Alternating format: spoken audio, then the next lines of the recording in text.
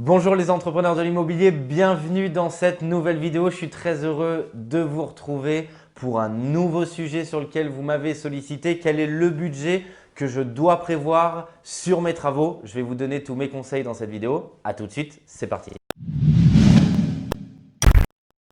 Je suis également l'auteur de ce livre qui sera bientôt, je l'espère, best-seller, Vive l'immobilier et vive la rente, où je vous donne l'intégralité de mes conseils à l'intérieur pour toutes celles et ceux qui débutent dans l'immobilier. Et aujourd'hui, je vais donc, chers entrepreneurs de l'immobilier, répondre à cette question que vous m'avez posée. Quand je visite un bien, Mickaël, quel est le budget de travaux que je dois prévoir? Et c'est vrai que c'est un sujet sensible puisque la plupart du temps, vous le savez, les bonnes affaires partent extrêmement rapidement sur le marché. Vous allez visiter votre bien, votre immeuble, votre studio, votre T2. Là, vous vous projetez parce que c'est une excellente affaire et vous le savez, le prix au mètre carré est bon. Vous avez envie de l'acheter. La plupart du temps, la contrepartie, c'est que ce bien est vétuste, il nécessite des travaux de rénovation. Et donc là, patatras, vous dites, mais quel est le budget travaux que je dois prendre? Là, c'est normal, vous avez peur parce que si vous vous ratez et que ce n'est pas le bon budget travaux, ça veut dire que c'est de votre poche que vous allez devoir compléter. Et pour autant, vous le savez, vous n'êtes peut-être pas le seul à visiter cette opportunité et vous allez devoir vous positionner si vous souhaitez devenir propriétaire de ce bien-là. Cette problématique, on la connaît parfaitement puisque c'est pour ça qu'on a créé également la société investissementlocatif.com, puisque ça fait partie d'un des sujets majeurs qu'on a bien sûr déjà mis en éclairage au sein de la société. Et quand on propose une opération à nos clients, l'entièreté est budgétisée. Maintenant, je sais que si vous faites votre opération tout seul dans une ville où on n'est pas présent, ce coup-là, vous n'êtes pas accompagné, vous vous retrouvez seul, seul face à vous-même, seul face à vos responsabilités. Et l'immobilier, il y a beaucoup de zéros et donc c'est normal déjà, je voulais vous rassurer, si vous avez cette appréhension et cette peur parce qu'on parle de beaucoup d'argent. Alors, je vais vous donner mes conseils pour que vous puissiez avoir la capacité à budgétiser au mieux vos travaux ou de moins à ne pas vous mettre en risque.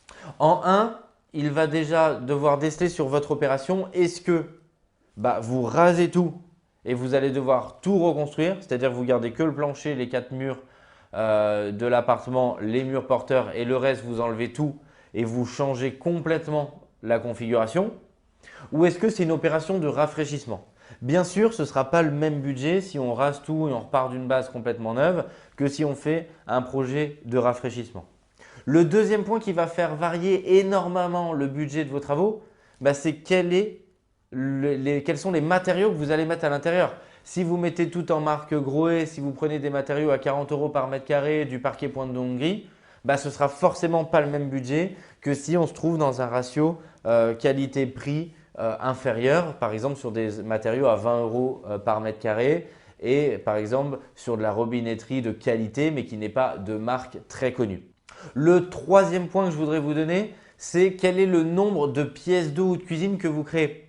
Parce que ça, souvent, on l'oublie. Si on fait un appartement de 80 mètres carrés qui serait par exemple un projet de résidence principale ou dans lequel vous achetez votre résidence principale et dans lequel vous mettez une seule cuisine, par exemple une seule salle de bain, ça veut dire que dans les mètres carrés, il va y avoir beaucoup de mètres carrés de sol et de peinture. C'est parce que votre salon fait par exemple 30 mètres carrés et donc là, c'est du ponçage, vitrification ou de la pose d'un sol. Ce n'est pas la même chose que si sur le même appartement de 80 mètres carrés, vous faites une opération de division en 4 appartements de 20 mètres carrés où à l'intérieur, il va y avoir 4 cuisines, 4 salles de bain, donc 4 pièces d'eau, 4 WC, 4 douches, 4 ballons d'eau chaude.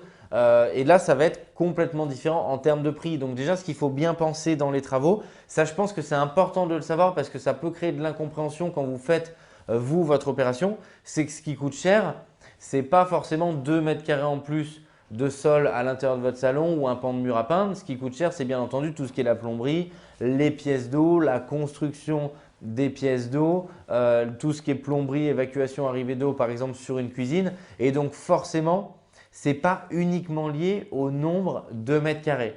C'est ce qui fait que les prix au mètre carré peuvent varier entre des prix au mètre carré dans par exemple des studios d'une petite surface où ça peut être plutôt entre 1100 1200 € par mètre carré quand l'artisan va travailler sur une petite surface pour tout refaire avec une cuisine, une pièce d'eau et où le prix va chuter aux alentours des 500, 600, 700 euros par mètre carré. Si vous faites un appartement plus grand, plus destiné à de la résidence principale où il y a moins de pièces d'eau et moins de cuisine. Donc ça, c'est très important de l'avoir en tête parce que ça va vous permettre de budgétiser au mieux vos opérations. Et enfin, c'est le dernier conseil et c'est la conclusion et la synthèse que je voudrais vous donner à vous, les entrepreneurs de l'immobilier. Ne vous mettez, s'il vous plaît, jamais en risque. C'est très important. Ça veut dire quoi? Ça veut dire que si vous n'avez pas le temps de faire passer des artisans parce que l'opération, c'est une super bonne affaire, il y a la queue derrière vous, vous visitez, il va falloir faire une offre parce que vous le savez, eh bien, assurez le coup potentiellement. Faites une projection pour vos calculs où il y a 20-30% en plus de travaux par rapport peut-être à ce que vous pensez, mais ça va vous permettre de vous sécuriser et vous aurez tout le temps, une fois que vous avez signé le compromis, de là faire passer un artisan et de faire deviser à ce moment-là parce que vous aurez volontairement peint le tableau en noir. Donc, vous aurez volontairement maximisé votre enveloppe travaux. Au mieux, vous étiez dans le vrai, et votre prix travaux sera 20-30% inférieur à l'enveloppe que vous aviez comptée. Au pire, vous allez avoir oublié des choses et du coup, votre projection sera bonne parce que vous aurez volontairement maximisé l'enveloppe travaux. S'il vous plaît, ne vous mettez jamais en risque. L'immobilier est là pour vous enrichir et pas vous appauvrir et devoir compléter parce que vous avez oublié 5, 10, 20, 30 000 euros de travaux et où ce serait vraiment un problème.